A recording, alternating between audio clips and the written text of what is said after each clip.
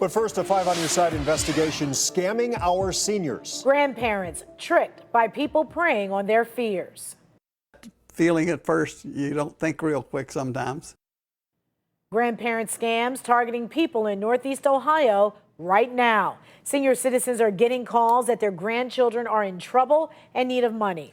Tonight, 5 on your side investigator Jonathan Walsh shares a story with an interesting twist, but still a very important warning. These people are sophisticated. 72-year-old Timothy Simcoe from Hinckley thought his grandson called him last week. The caller even said it was little Andy. I was convinced, no reason to doubt. We're the only ones who call him little Andy. The supposed grandson said he totaled his Durango, a car, in fact, he owned at one time.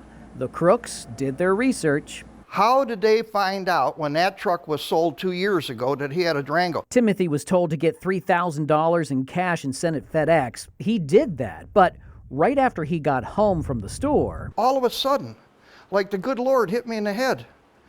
How do I know that was Andy? he ran to the Hinckley Police Department. Sergeant Mike Schroll helped him stop that package just in time. These scammers are able to convince these people to overnight the package.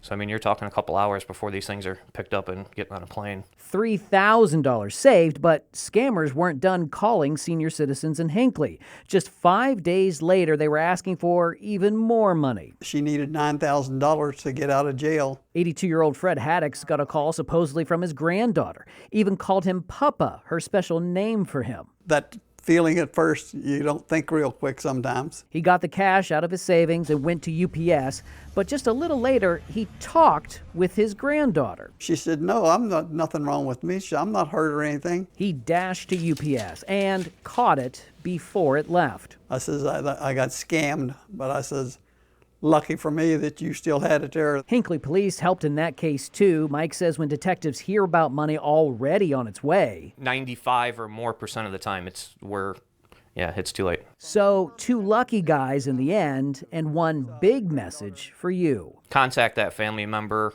on their actual phone number. Reach out to another family member, just verify. These guys are good. They do their homework. There's a lot of older people that it happens to every day. As we speak, it's going on. I'm 5 on Your Side investigator Jonathan Walsh.